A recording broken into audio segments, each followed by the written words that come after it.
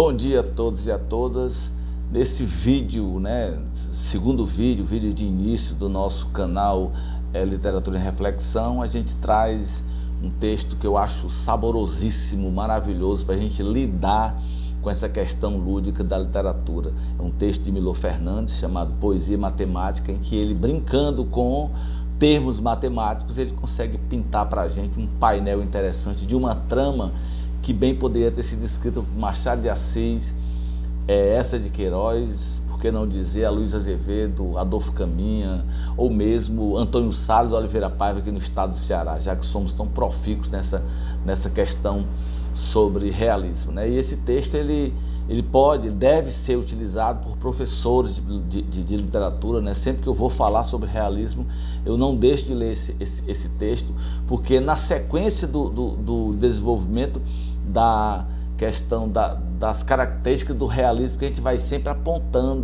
apontando elementos desse texto, E esse texto, Poesia Matemática, nele Milor Fernandes faz uma brincadeira, pega os termos matemáticos e vai criando uma história muito interessante, Ele começa assim: as folhas tantas do livro matemático, um quociente apaixonou-se um dia doidamente por uma incógnita. Olhou-a com seu olhar inumerável e viu-a do ápice à base, uma figura ímpar. Olhos romboides, boca trapezoide, corpo ortogonal, seios esferoides. Fez da sua uma vida paralela à dela, até que se encontraram no infinito. Quem és tu? Indagou ele com ânsia radical. Sou a soma do quadrado dos catetos, mas pode me chamar de hipotenusa. E de falarem, descobrir o que eram, o que em aritmética corresponde a almas irmãs, primos entre si. E assim se amaram ao quadrado da velocidade da luz, numa sexta potenciação, traçando ao sabor do momento e da paixão retas, curvas, círculos e linhas sinusoidais. Escandalizaram os ortodoxos das fórmulas euclidianas e os exegetas do universo finito. Romperam convenções newtonianas e pitagóricas e enfim resolveram se casar. Constituir um lar, mais que um lar, um perpendicular. Convidaram para padrinhos o poliedro e a bissetriz e fizeram planos, equações e diagramas para o futuro, sonhando com uma felicidade integral e diferencial. E casaram-se e tiveram uma secante e 3 cones muito engraçadinhos e foram felizes até aquele dia em que tudo afinal vira monotonia. Foi então que surgiu o máximo divisor comum, frequentador de círculos concêntricos viciosos. Ofereceu-lhe a ela uma grandeza absoluta e reduziu-a a um denominador comum. Ele, consciente, percebeu que com ela não formava mais um todo, uma unidade. Era o triângulo tanto chamado amoroso. Desse problema, ela era a fração mais ordinária. Mas foi então que Einstein descobriu a relatividade e tudo que era espúrio passou a ser moralidade, como aliás em qualquer sociedade.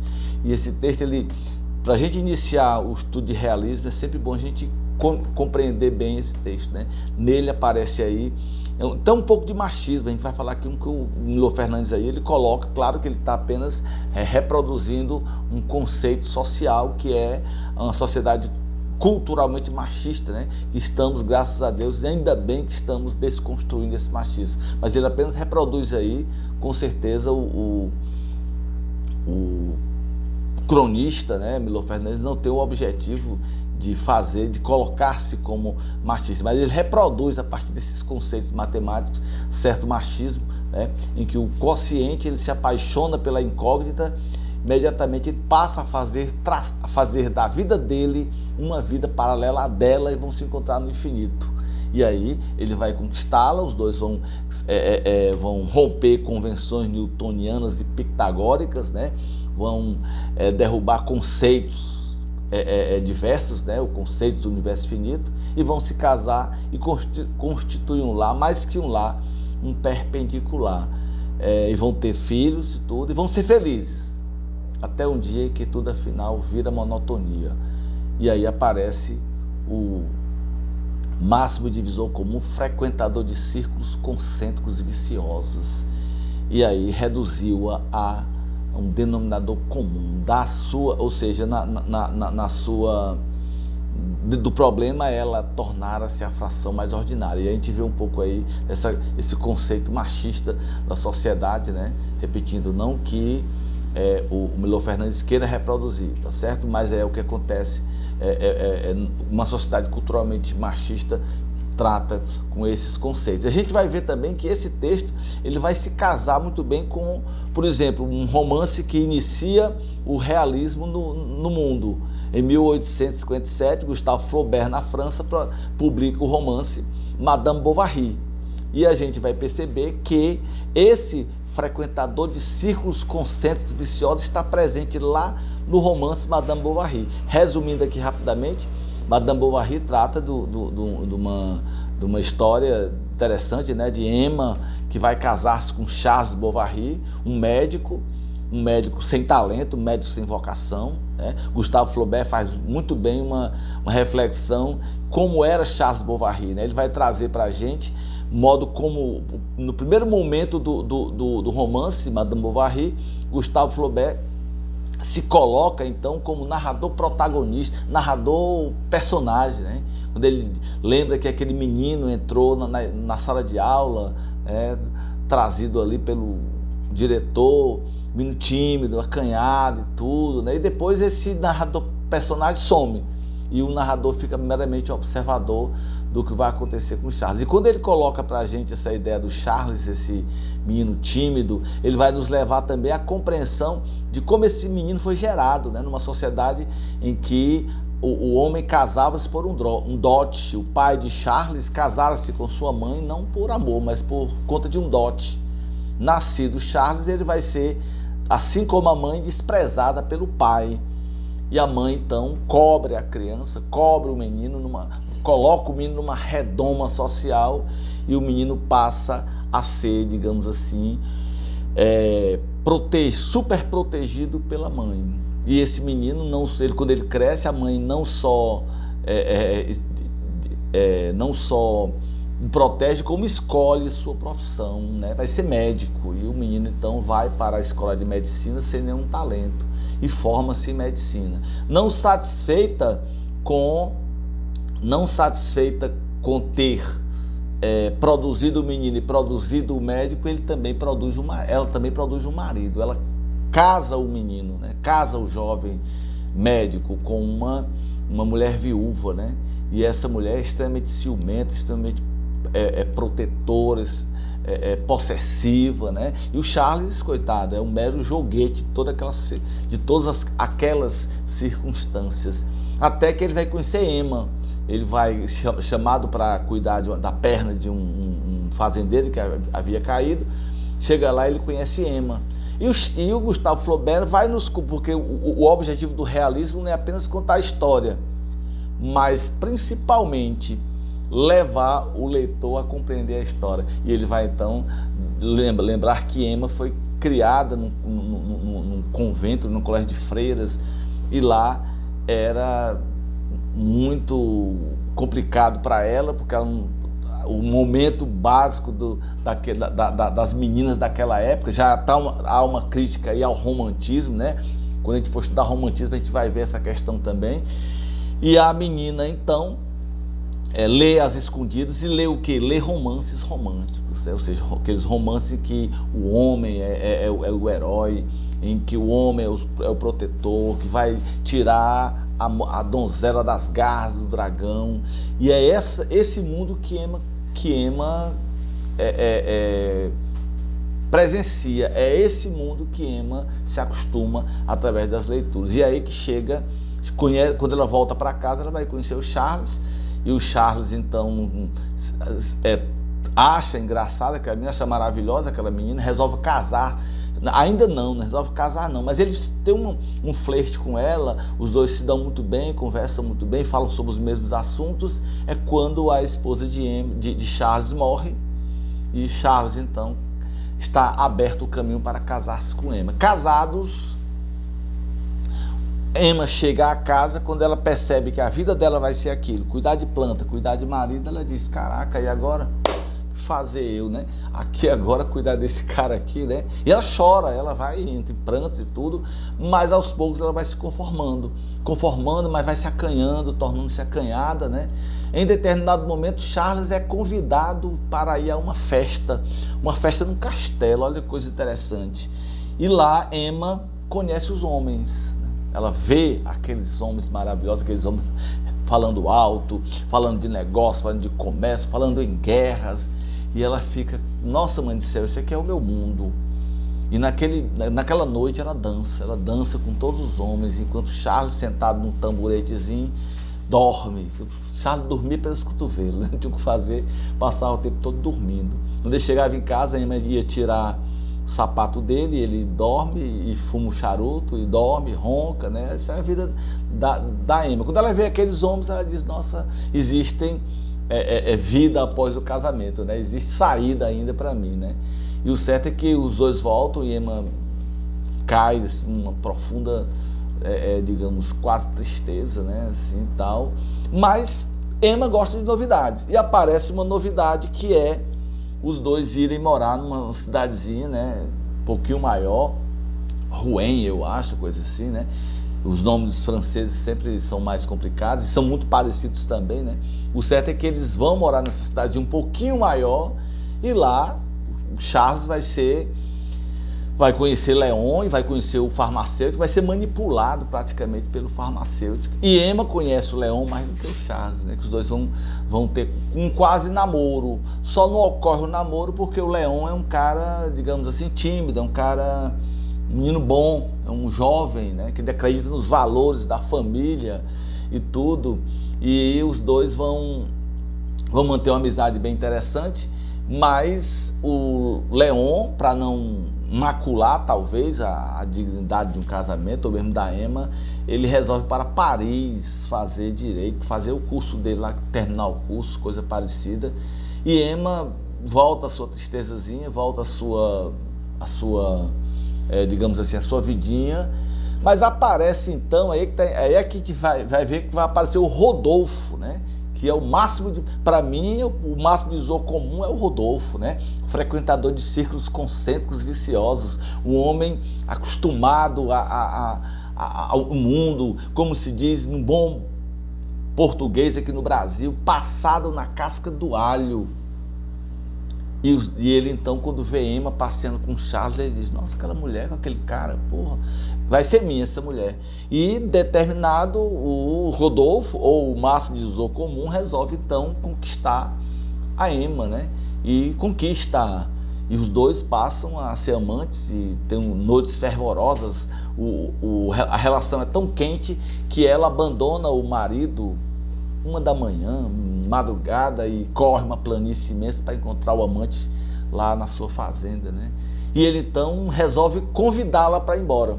Isso aqui é muito pequeno para você, você precisa de áreas maiores. Isso inunda a mente dela, e os dois então combinam de ir embora, né? De deixar o Charles coitado lá. E no dia em que os dois precisam ir embora, os dois vão embora. Emma pega a sua trouxa e fica aguardando no portão de casa o seu amante, né? Que passa por ela, uma nuvem de poeira, dando tchau para ela, tchau, otária, né? Fica aí com teu marido, né? Que eu vou pro mundo. E aí, meu amigo, agora vem a depressão de Emma. Se você já viu alguém hoje, na modernidade, pós-pandemia, com depressão, não somos capazes de imaginar a depressão em que Emma se meteu. Caraca, que depressão. E o pobre do Charles preocupado. E minha mulher e minha mulherzinha agora vai morrer. Foi o que houve com ela. Ele não sabe foi o que houve com ela, né? E fica naquela angústia lá, o pé, dá remédio para ela, dá isso, dá aquilo. E esquece até de trabalhar, né? Fica naquele sufoco lá. E ela adoece.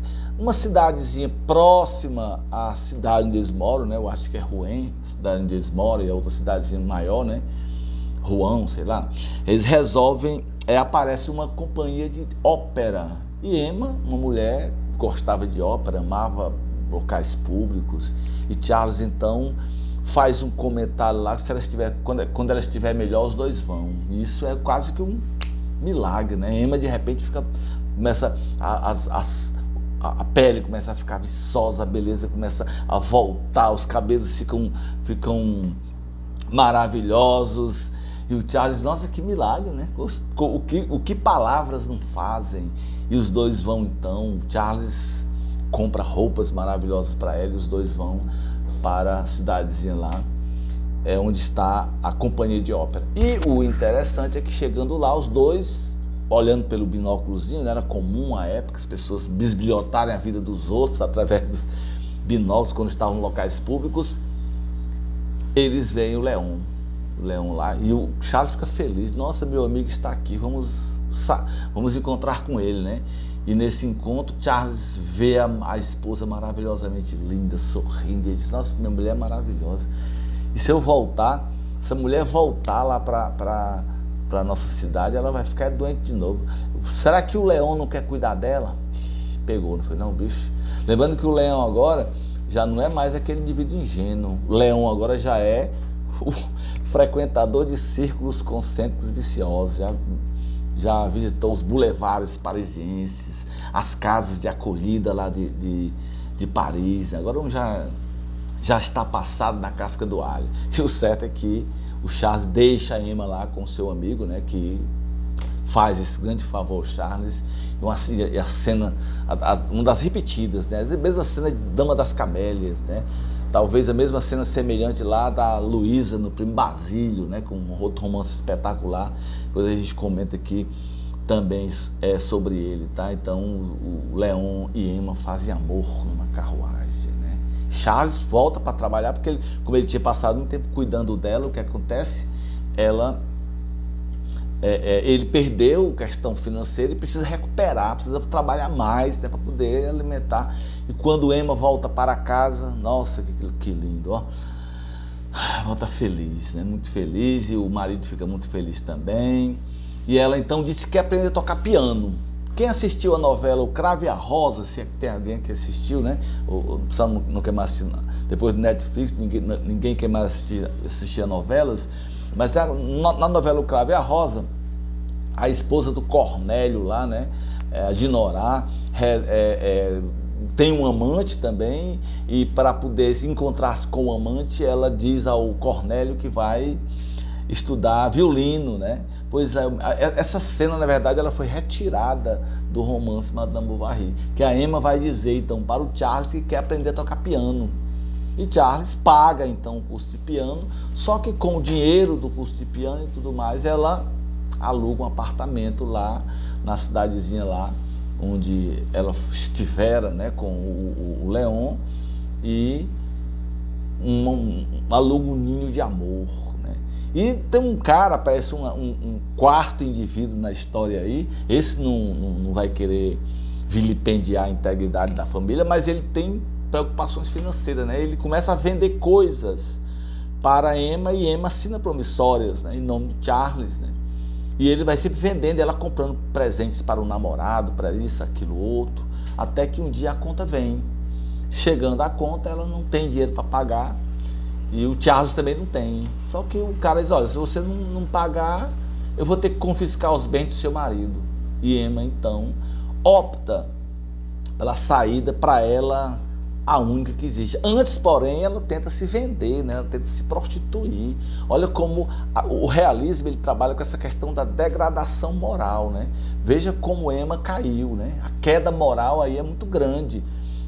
A queda moral de Emma é assustadora e ela tenta se prostituir, mas mesmo assim ela não consegue alguém que queira pagar o que ela pede. E o certo é que ela vai então, toma veneno, né, para se matar, tenta o suicídio e consegue, né? Charles passa muito tempo na cabeceira da cama dela tentando reanimar a esposa e ela morre, ela falece. Depois de morta, o dono das coisas dele agora vem e confisca aquilo que ele tem. E ele fica muito triste. Depois ele, mexendo nos guardados de Emma, ele encontra as cartas que ela mandava para o amante, né, para o Rodolfo, e vice-versa, né, as cartas que ela recebia dele, né, as cartas, aquilo que ela trocava com ele. E ele, muito triste, ele procura o Rodolfo. Não para matar, né? Que a personagem realista, ela jamais faria isso. Talvez a Emma até gostasse, lá na espiritualidade de Emma. Nossa, eu queria que o Charles desse uma de homem, pelo menos uma vez na vida, fosse lá e matasse o Rodolfo, né? Mas não, ele apenas vai confrontar com o amante da esposa e como se ele pensasse assim, nossa, esse homem deve ser maravilhoso, se minha esposa teve ele nos braços, amou-o, é porque ele é realmente extraordinário. E aí Charles também vai entrar em depressão e também vai ter o mesmo destino da esposa, vai ter a morte, né? Então o romance Madame Bovary, que inicia a literatura realista, né, publicado em 1857, é bom até lembrar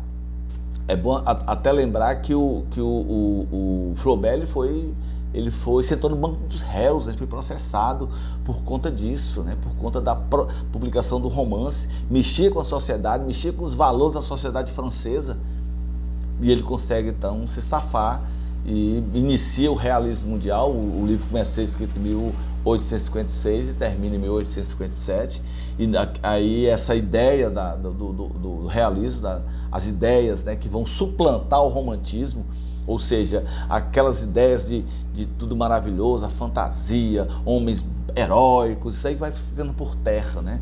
Vai ficando por terra, e essa literatura vai ser suplantada pelo realismo naturalismo, iniciado realismo Flaubert em 1857, e Émile Zola vai publicar Germinal, que também vai iniciar o outro lado do realismo, que é o naturalismo. Mas é um assunto para a gente tratar em outro momento. E quanto à poesia matemática do Milor Fernandes, é um excelente libelo para a gente fazer essa comparação. Se eu compreendo ali o que foi que aconteceu, né, com o quociente, com a hipotenusa, né, chegando ali então o máximo de comum, formando o triângulo amoroso, a gente vai ter então, se a gente compreender isso, a gente vai compreender toda a história das obras realistas. Nós vamos compreender, por exemplo, o que é que levou Bentinho, né, do romance Dom Casmurro de Machado de Assis, ao desespero, né, aquela sua perspectiva de elucidar o próprio destino, né, na sua própria vida, o que levou personagens diversas do romance realista. Por exemplo, nós temos no romance Dona Guidinha do Poço, de Oliveira Paiva, vamos ter lá o triângulo amoroso da Reginalda de Souza Barros, né, o Major e o Secundino, filho do Major, que levou-se, o que levou os três ali, aquele conflito aí. Mas esse é assunto para próximos capítulos, né, do próximo vídeo que a gente vai elaborar. Esse vídeo aí fica intitulado Romance Realista e a Poesia Matemática, tá? Para chamar a atenção da galera aí. Se gostou do vídeo, dá um like aí, diz eu gostei, tá muito legal, deixa um comentário, ativa o sininho aí, que a gente vai sempre postar vídeos aqui, nunca vídeos muito longos, para não ficar muito chato, né? Já que a gente está num bate-papo aqui interessante sobre literatura, tá? Então até o próximo vídeo, até breve.